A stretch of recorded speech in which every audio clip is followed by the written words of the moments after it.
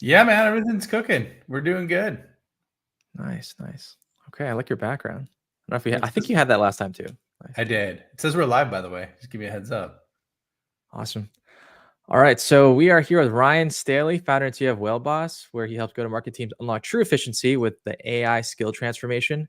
Recently, he was on our podcast, Revenue Rebels, where he shared a few use cases for AI in sales and his very impressive story of going from 0 to 30 million in ARR with only 4 salespeople. So today we're going to be discussing the right and wrong ways to use AI in sales and discuss best practices when deploying AI in your sales motion. Ryan, welcome again.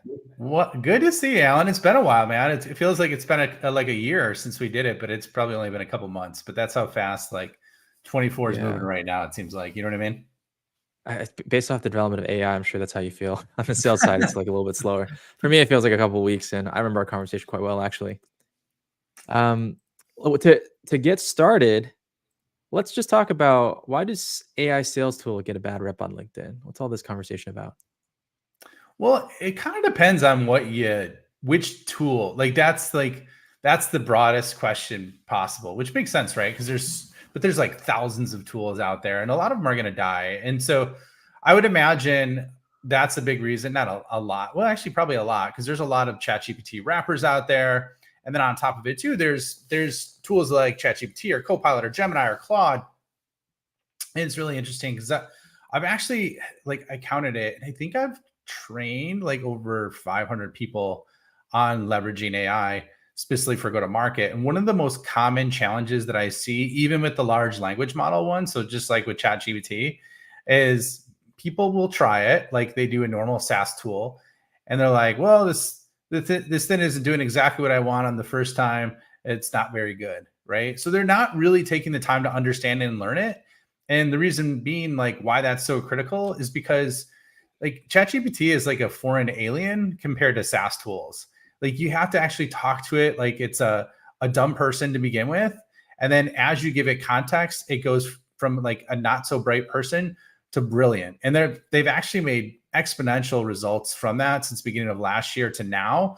So it went from being like a dumb human to being a relatively smart human, like right from the get-go, but then you could take it to like graduate level and beyond if you really know what you're doing.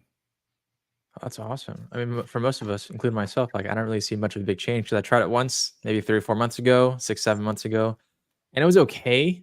But to your point, you have to feed it a lot of context. I don't always know how to prompt it correctly, and then after that, I feel like I kind of know the limitations of ChatGPT, and I never go to experiment it again. So curious, like what are some of these major improvements? How do you evaluate that? Yeah, so it's a great question. I mean, like, and I have my screen up, so I can even show some stuff if you like, if you want an example of how to do that. Please, But yes, would would love that be to. cool? Yeah, Should I do that yeah, let's do it. now? We could go like in real time, very un LinkedIn live-ish, if you will. So let me pull Yep. this up, man. Let me just make sure I got it. So, and it's funny, I was talking about this on another podcast I was on today, and it was really, really an amazing area. So, and let me preface this before I pull my screen up, because once I pull my screen up, everybody's going to be staring at that screen and not paying attention to what I'm saying ish, right? So, what I would say is like, it was interesting. I was talking to Rob Jepson, who runs the Sales Leadership Podcast. And one of the things he identified, he did a survey. And one of the biggest areas that sales leaders are struggling with is the mindset of their team. That's one of the areas that they identified specifically for larger companies. And so, one of the things that you could do to help reorchestrate or help your team with the mindset and the vision is this tool. And most people would never think of it. So, let me share the example, and because this will bring it into full focus of this, and you can see what I'm doing here. So let's see, entire screen, share. Okay, screen 2. All right, so I have basically ChatGPT 4.0 pulled up on my screen, as you can see here. And what this is this is a thread, and I'm going to walk you through the thread very succinctly. So I'm not going to go through every part of it. But one of the things that I started off with was sourcing a list of potentially viral content ideas based on stories and frameworks. Okay, so that's the premise, but this could be used for personal development as well. The area that I identified, or the niche, is mindset development for business professionals. So the really cool thing about it is I also have some other elements in this prompt, but what it does is it maps out like all these just banger content components that you could Wow. use to develop, like growth mindset, 10,000 hour rule, hedgehog concept, 80/20, golden circle, SMART goals, right? Law of attraction. And what I would say is, Yeah. like, to your point, I'm like, what did it not do before? If I would have asked this before, the formatting would have been terrible. It wouldn't have been like very visually readable. It would have been I would have had to prompt much deeper to get this level of results. So the cool thing is I asked for 15 and it actually gave me 17, right? Now what I said is I'm like, all right, categorize these into 4 or 5 categories, right? Just really simple. So it did it in mindset, leadership, goal setting, innovation thinking, and strategic thinking. Okay. Now, to take it one step further, I'm like, all right, can you add grit? So I added grit in there because I thought that's a great area for anybody in sales or sales leadership. So then it updated the categories with that. And then this is really interesting. So this is where it gets hyper powerful. And this is one of the techniques that I show people when I work with organizations and help them transform their sales team. One of the simplest things you could do is what I call iterative prompting. And it's basically starting with the result and then drilling down. So if I wanted to leverage that for innovation, strategic thinking, I would just really highlight this, click this little quote mark, and then ask a question. And the whole ChatGPT model that's working for me would be focused on this area. Okay. So I did that. And I basically asked it, okay, I want to help upskill my sales team. Here's 6 different concepts. And I just pointed it at one of the categories. And then I said, create a training for it. So over the next 6 weeks, I could develop a training series for my team to upskill their mindset. And I want a story, a general story from the book, story from sales, and then an exercise, a discussion guide, and how to work through it. Right. And so what it did then is it created basically a whole training curriculum for me, for my team over the next 6 weeks. And it was a little short, so I just had it expand on it, as you can see here. And this is like how simple it is. You just talk to it like it's a human. Please make sure 3 paragraphs so you're more vivid and detailed. So then it did that. And now I have a 6-week training program and this whole process literally took me, I think, less than 10 minutes, maybe 8 minutes total to put this together. So I went from no idea how to solve it to, okay, frameworks from the best in the world, to a 6-week training session, to the itinerary and curriculum for that, all the way from idea to execution in less than 10 minutes. That's incredible, honestly. One of the strategies that we've done is we pair really hungry but talented people with amazing advisors and mentors. And ChatGPT is kind of like that. Like, we created the Avengers Advisor Network for our head of marketing. Oh, And nice. that person was 2 or 3 years out of college. So we got paired with people with 10, 15 years experience in marketing, and then told, all right, you're off, go achieve the goal. But it looks like that's what you're doing with ChatGPT too. These are the greats. That's awesome. Yeah, it's democratized access to the smartest people in the world. And I think a lot of people miss that. They're like, I'm just using it for emails, right? Like, Yeah. like you could be playing, instead of playing checkers, you could be playing 3-dimensional chess. And I think that's what a lot miss with this. Yeah, I feel like a lot of people, especially on the sales side, they focus this on like the job to be done right now. But the power of AI it lies in other areas, like operational stuff, like mindset. I never would have thought to do that. Maybe you can even go ahead. Well, I was gonna say, and it's normal because like sales is like death by 1,000 paper cuts, right? You have all these like time piranhas that are just eating away at what you're doing. And so then, like, at the end of the day, you're spent because you've done task switching like 20 times in the day. So that's what's top of mind. The cool thing is you could do that to simplify and free up 10 hours a week. But at the same time, then you could take it to the next level and leverage it for like the strategic thinking. So it's pretty cool. Awesome. Well, speaking about which areas should be improved by AI and not, what are your thoughts on that? Like, what are the areas that stand to benefit the most of using AI, and what are areas that we should not really be touching and leave it to humans? Yeah, I mean, it's a good question, Alan. So I think and here's my answer is I think the areas you should be using it for are everything, right? However, the areas you should not be using it for are blindly being sloppy with it, right? And so let me put it this way. If you know how to effectively use it, I like, as a CEO of my company, I could use it literally from everything from marketing to data analysis to strategic insights to gaps in my thinking to tactical work, right? Where I think people should not use it is what I see on LinkedIn or in my inbox, right? And that is, I hope this email finds you well. This is what I do, generic email, right? So use it as like a spam cannon or an excuse to be lazy and leverage laziness at scale. I would think that's probably the number one reason where I would not use it. So I think that's step one of like, don't just throw something in there and assume it's going to be perfect. It's like, you got to put a little bit of effort into it. And then it starts to become a virtuous cycle where the effort becomes less and less that you need to put, and the results get better and better. And that's where I get like, see people that I work with get super excited about it. From the people that you work with, are there any stories of companies that have leveraged a specific use case of AI where you told, would love to hear a story about that? I got tons of them, man. So, and this is what's interesting. Usually for every company I work with, there's 30 new use cases that are identified. So one is a great example, and I'll give you this, and anybody in sales can relate to this. So one of the reps, like unsolicited, is like, hey, this helped me win a $30,000 deal. And I'm just like, that's awesome. How did it work? And he's like, well, I was told by the prospect that I lost the deal because our competitor came in and they did a Hail Mary and massively undercut our price. I'm like, okay, like everybody's ran into that before. He's like, so what I started to do is I'm like, all right, I put the objections from the customer that they had and the reasons why into ChatGPT, asked it to give me like non-emotional advice, because he's like, I was pissed. I was furious, right? Because I spent a lot of time and effort. He's like, so what it helped me do? And then I would send that back to the prospect. So he's like, it helped me negotiate and overcome objections on a lost deal that actually turned that into a win by not emotionally negotiating and using ChatGPT for advice on how to overcome that objection based on the situation. Okay, a little more detail here. Did he have to add a whole bunch more context, or like how much context do you give ChatGPT? Yeah, I think like what he did is he's like, hey, this is my company, and then he gave the web address of the company. And he did this in ChatGPT. Give the web address of the company, right? This is my company. This is what I do.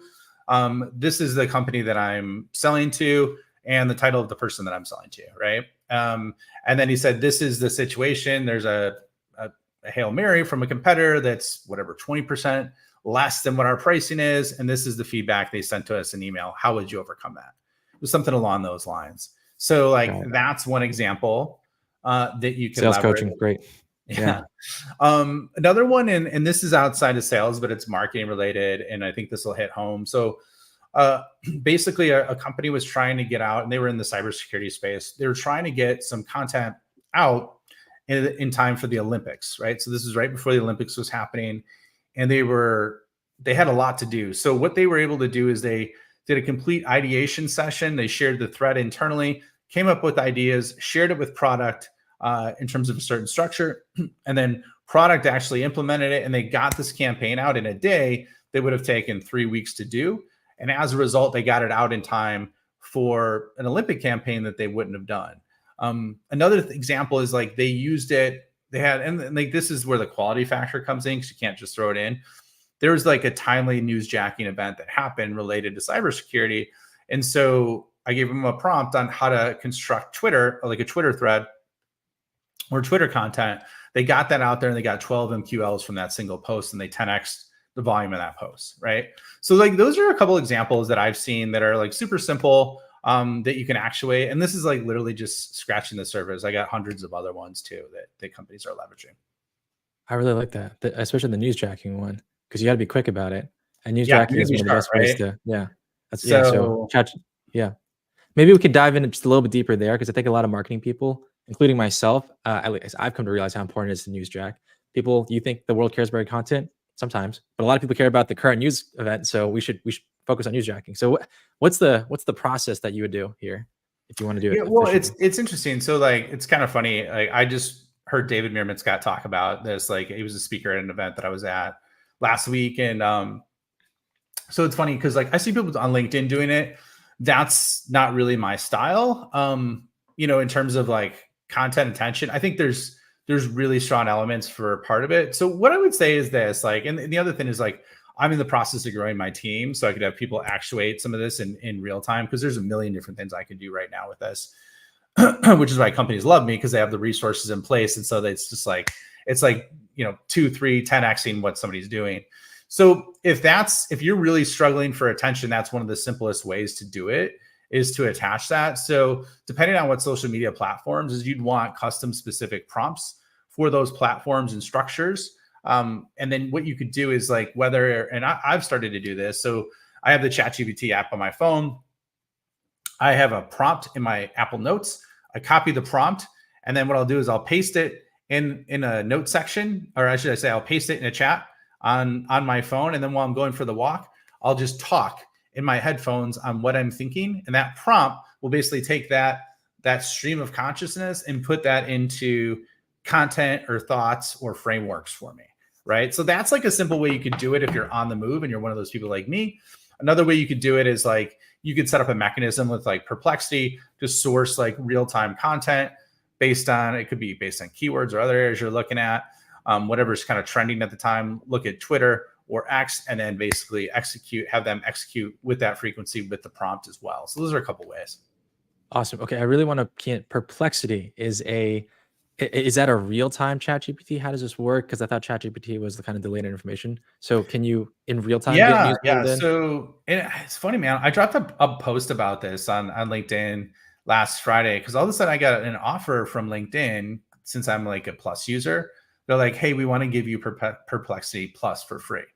Right now, I've been using Perplexity. What Perplexity is it's I think right now the best research tool on the planet that I've seen in terms of getting data, because it cites the data, it's super fast, and the quality is much better. So I've replaced my Google searches with Perplexity because of how good it is. So that's why I mentioned Perplexity in terms of sourcing data. Now, Google's got benefits as well by looking at snippets, but then at the same time, X has got like trending information. And there's other things you could do, like with trending topics, if you got like Ahrefs or other tools like that as well, if you're deep in SEO. So. Got it. And Perplexity pulls in real-time information, like the news breaks, it enters Perplexity, and you can combine it with some sort of prompt to say, here's our business, and try to tie it to the news somehow. Something like that. Yeah. It's like, what I would say is like, and ChatGPT search is pretty good. It's just, in my opinion, Perplexity is better, and you could chat with it the same way, and it uses the same AI models in the background. So it does also give you the capability to work across multiple models, which is pretty cool as well. Awesome. Thank you. We have one question from our audience, Elizabeth B. What are the best tools for AI sales agents? Maybe we can even just talk about AI sales agents for a second and then talk about the best tools. Yeah. So I think right now, like, there's a lot of noise about sales agents, but I don't think they're there as what's advertised yet. Right. So like, at least I haven't seen it. And I've tested like the foundation. Like, here's what I do, Alan and Elizabeth. Like, I always test the foundational models first, because 9 times out of 10, the product is built on that, or a derivative of that, or a refined version of that. So, in terms of sales agents, can you drop, Elizabeth, like what function you're looking for specifically? Because I have opinions on like AI SDRs and other areas, which might be what you're thinking of, because a lot of folks think about that. And I don't have anything against sales agents. I think that's where things are heading.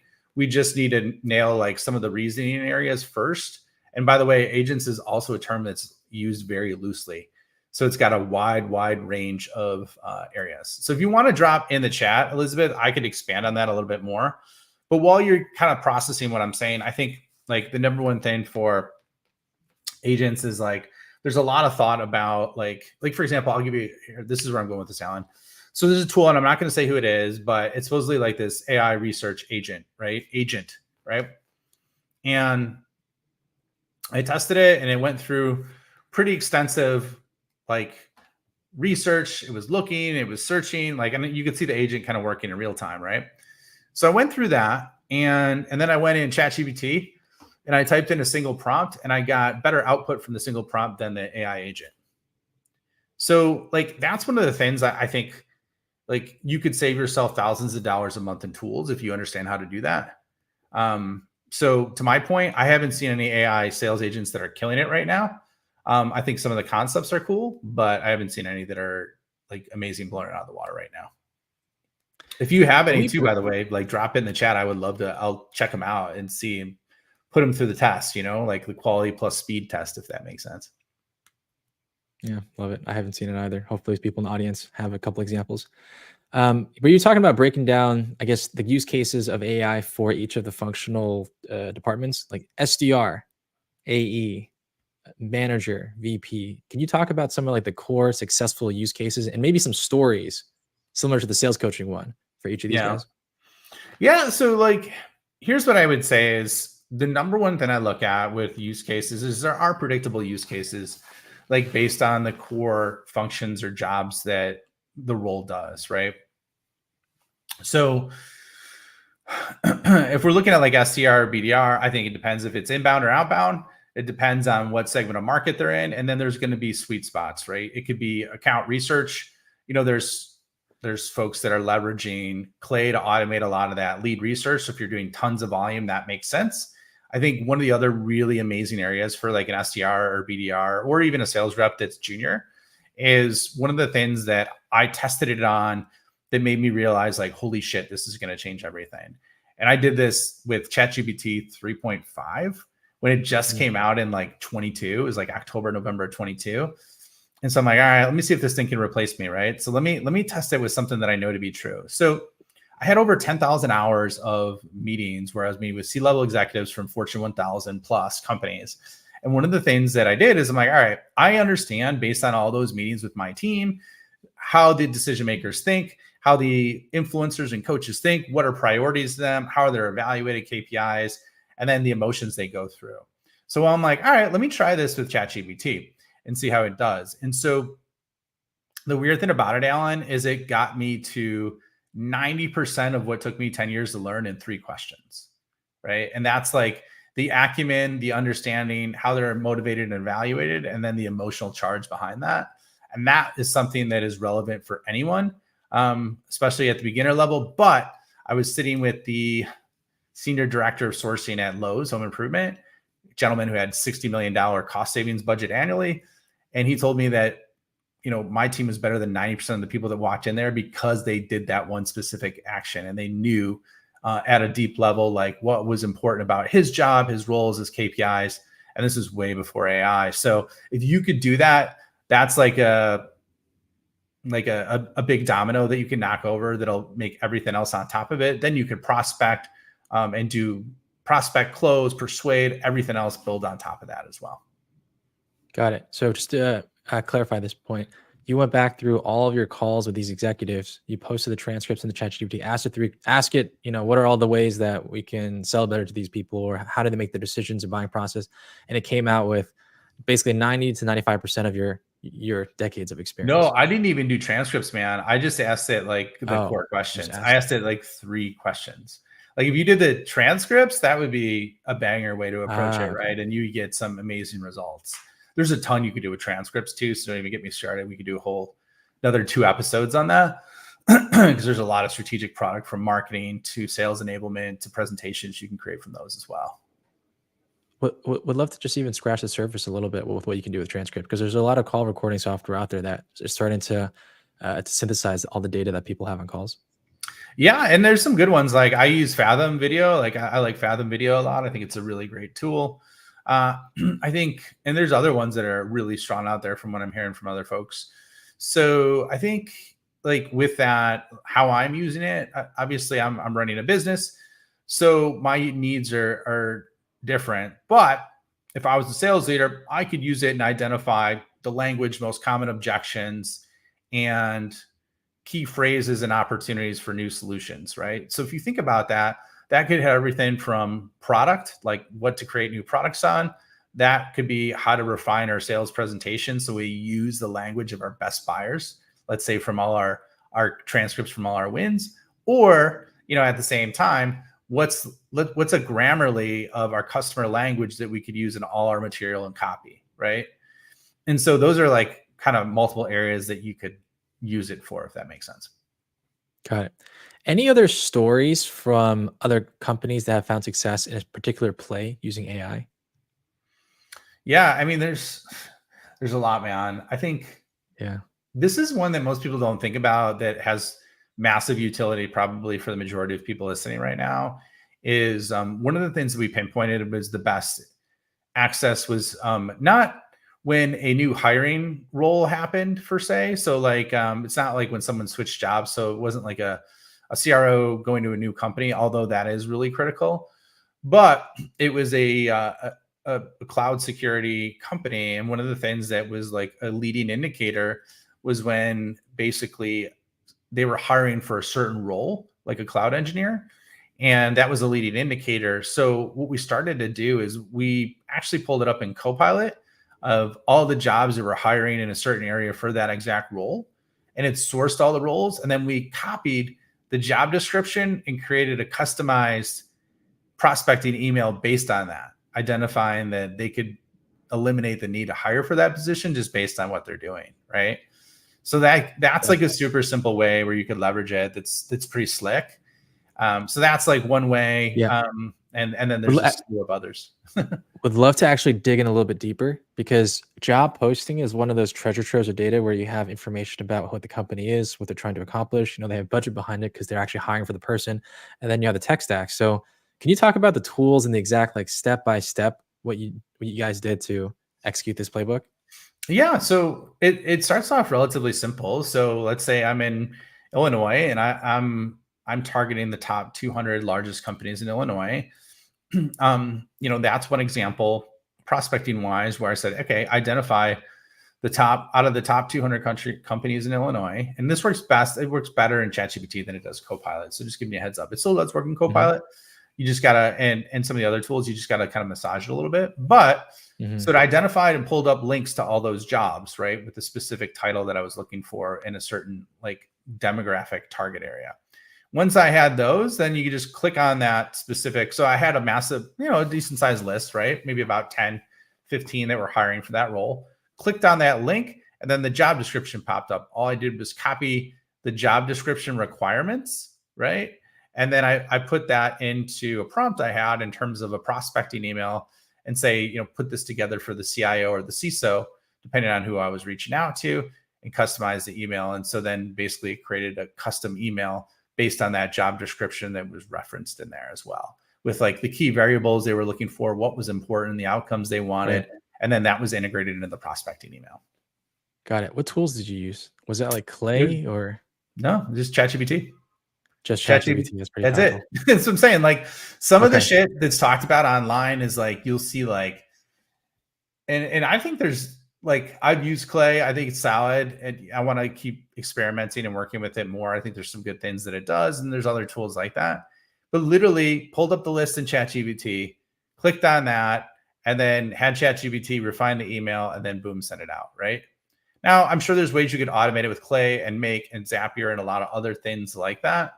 But most of the time, like what I'm seeing is companies are rushing to automate stuff so fast that they're not nailing the quality piece. And if you like automate things before you nail the quality piece, it's like scaling a tumor, right? It's like, why would you want to do that? So that's funny. So yeah, it's a great example of a company trying to grow without product market fit too. Yeah, man. So, I mean, that's, I don't know, that's kind of the way I would approach it, or that's what I would say when we're looking at it, if that makes sense. Something I didn't realize is that ChatGPT is pretty real time now. Like it can pull in the latest job postings from companies in that area. Yeah. I mean, it works well with that. I think really well. Perplexity is good at that as well. Perplexity has really good real-time research. So I mean, like I said, the tools are getting better and better. And so what I think is people tried them early on and they got okay responses. So they kind of like, oh, I checked that box. It's not that good like you would with a SaaS tool, but it's not like that because the version you're using right now is going to be the worst version you ever use. And it's going to continue to get better every single day. So, and we're seeing that with the results and the outputs that I'm seeing with my clients as well. How about for sales management, for like scoping, except for VPs? Is there any use cases for VPs? Oh yeah, there's tons, man. So just like you can carve out 10 hours a week per rep, you could do the same thing for a leader. So I walked through that example about creating a whole development plan for their team. So that's one. The other things that you could leverage it for, like you could take a screenshot of your calendar and have a effectively like an automated time audit done for you based on the screenshot of your meetings. That's really exciting in terms of that. You can use it for strategic thinking. You could look at your data in there, which is really cool, like win-loss conversion, targeting, like niche targeting. Who's the sweet spot of your customer base for ARR or Yeah. NRR, right? There's tons of areas you could use it for as a leader. Have you guys executed some of those analysis with the companies that you work with? I think it's really interesting. Oh yeah, without a doubt, man. I do it all the time. So it's funny because Yeah. it was something that I used to do manually because it effectively Right. doubled our deal size every year for 5 years, and it 100x our largest deal size. So I used to do this process manually, and now I can do it in ChatGPT, and it would take, I don't know, maybe 4 hours, and this is like 3 hours. And once again, now it takes about a half hour for me. Let's talk about this. This is huge. Like, what's the data? How do you export it? If you use HubSpot, or like, how did that all happen? And then how do you put it in? And what questions do you ask? Yeah, super simple, man. So you just take your CRM, you export it to a CSV, like so your win-loss data from your CRM, export it into a CSV or Excel file, right? And here's the caveat I would say is like, if you're going to be using your data, I would have a Teams account in ChatGPT. So basically, what that means is you have that commercial data protection within there. So that means they're not training on your data. That's the one thing I would emphasize. Do not do this on a free account. If you do, you need to sanitize the data, right? Remove that as an example. Cache it. Yeah, I mean that's one thing I would be careful of, because like, however, if you're at the Teams account, which is like minimum 2 users, $30 a month, it's $60 a month. It's worth it. If you use it once, you'll get that for the whole year. So basically, all you do is you take that. I would then enrich it if you don't have quality data supporting it in terms of like revenue, like annual revenue, industry verticals, keywords, all those areas, right? And then like you could do it through Apollo or Zoom.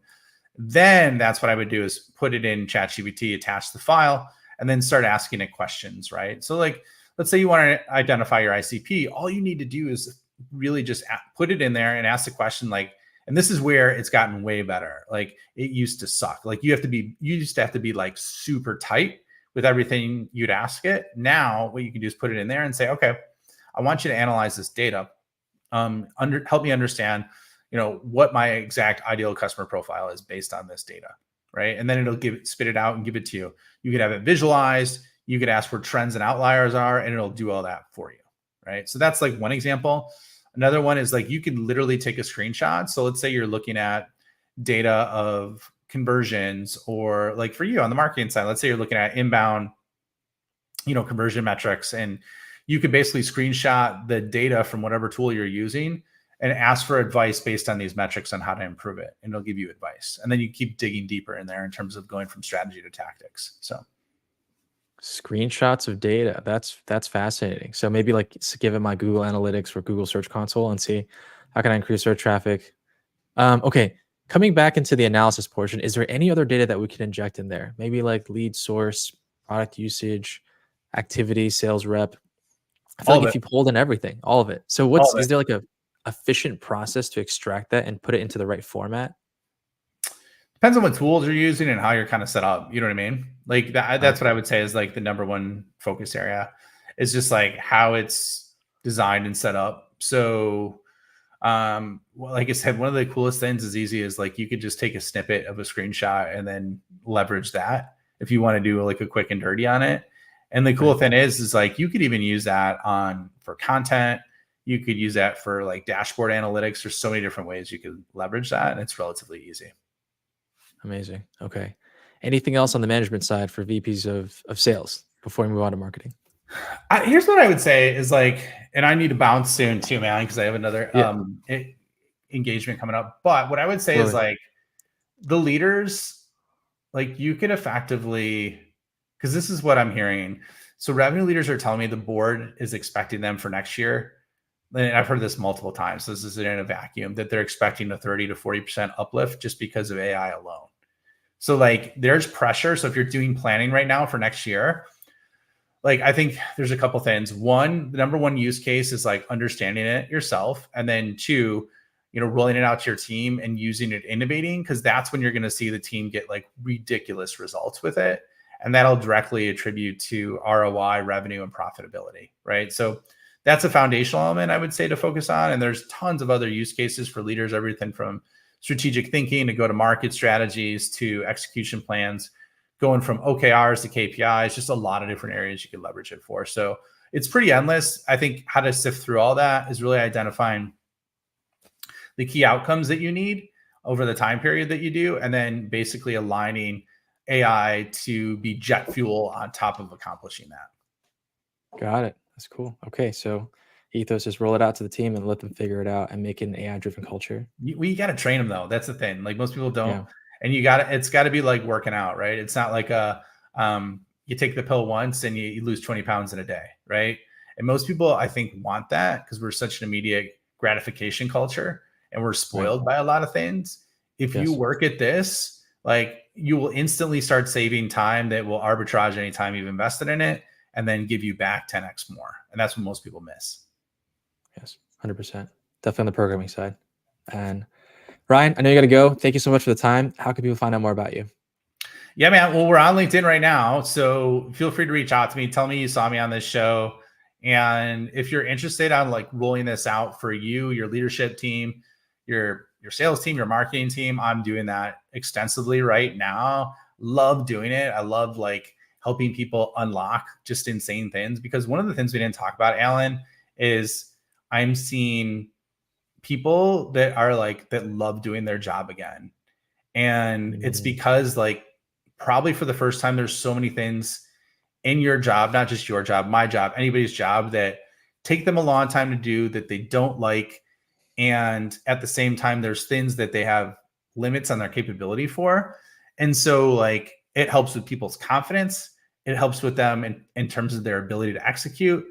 And once you start doing things you've never done before consistently, the belief in yourself and what's possible for you, your life, your family, your career, just it changes everything. And that's one of the things that I'm excited to start seeing, like how lit up people are getting from this. And that's one of the things that I would just hope to remember. So if you want that for you or your team, reach out to me, tell me you saw me with Alan, and then yeah, we'll see if it's a fit and talk. Please reach out to Ryan. Thank you very much. All right.